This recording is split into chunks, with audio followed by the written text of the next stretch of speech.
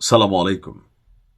হুট করেই পাকিস্তানে গেল কয়েক ঘন্টায় 12টি বড় শহরে যে ঘটনা ঘটেছে, এতে আসলে নানান কিছুর ইঙ্গিত পাওয়া যাচ্ছে।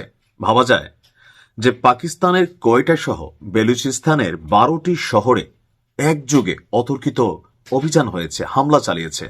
আর এতে আপনার টোটাল মানুষের সংখ্যা সামরিক বেসামরিক মিলিয়ে 125 জন মানুষ মারা গিয়েছে।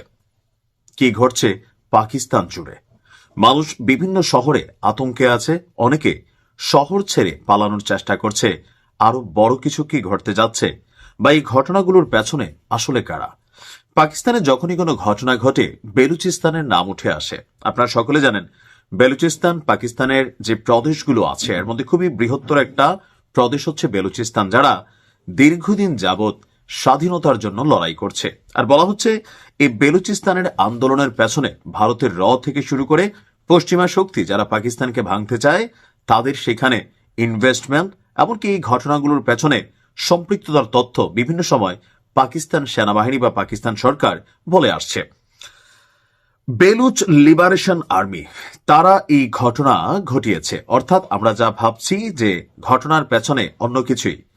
পাকিস্তানের নিরাপত্তা বাহিনীর অন্তত 80 জন সদস্য নিহত হয়েছেন। নিহতদের মধ্যে দেশটির গোয়েন্দা সংস্থা, সন্ত্রাস বিরোধী দলের সদস্য আরো অনেকেই রয়েছেন। বিবৃতিতে এই বেলুচিস্তান লিবারেশন আর্মি যারা আছে BLA, তারা দাবি করছে তাদের যোদ্ধারা বেলুচিস্তানের একাধিক শহরে সিরিজ অভিযান চালিয়েছে।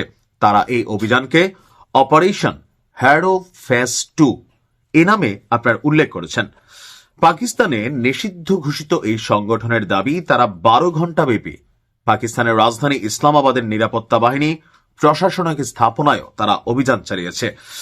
আর সামাজিক যোগাযোগ মাধ্যমে বেশ কিছু ছবি ছড়িয়ে পড়েছে, এবং কি অনেকেই এই সংগঠনের সদস্যদের অনেকেই গ্রেপ্তারের দৃশ্যপট আমরা দেখতে পেয়েছি। এই সংগঠনটির যে মুখপাত্র আছে জিয়ান্দ বেলুজ, তার বক্তব্য কোয়েটা, নস্কি, মাসতুম, দালবান্দিন, কালাত, খারান, পাঞ্চুগুর, গোয়াদার, পানশি, তুরবাত, তুম, বুলেদা, ম্যাঙ্গোচর, লাসবেস, ক্যাচ এবং আওরানে একযোগে তারা এই অভিযান চালিয়েছে। এটা কিন্তু হালকা নেওয়ার কোনো কিছুই নাই। সংগঠনটির দাবি শত্রুপক্ষ হচ্ছে পাকিস্তানের সেনাবাহিনী, প্রশাসন এবং নিরাপত্তা বাহিনীর যারা আছেন তারা। এই সকল বাহিনীর ভবনে যোদ্ধারা অভিযান চালিয়েছে।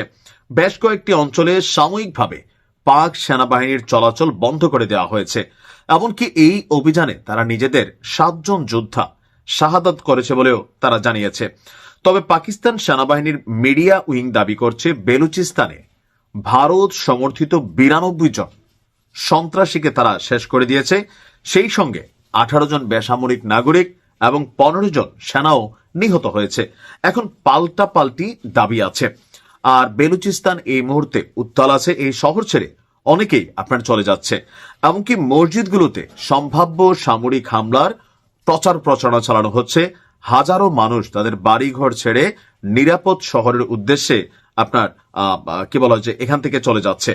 তো সবকিছু মিলিয়ে এখানে পাকিস্তান সেনাবাহিনীর দাবি যে ভারত সমর্থিত যে গোষ্ঠীটা আছে বেলুচ, তাদের বিরুদ্ধে পাকিস্তান সেনাবাহিনী তাদের অভিযান এখানে কন্টিনিউ রাখবে। আবার অপরদিকে বেলুচ বলছে পাকিস্তান সেনাবাহিনীর বিরুদ্ধে তারা তাদের অভিযান কন্টিনিউ রাখবে। অর্থাৎ এক প্রকার গৃহযুদ্ধ।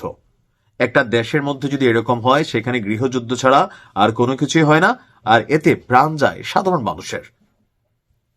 এমন ঘটনা কোনোভাবেই কাম্য না। ভালো থাকুন। আসসালামু আলাইকুম।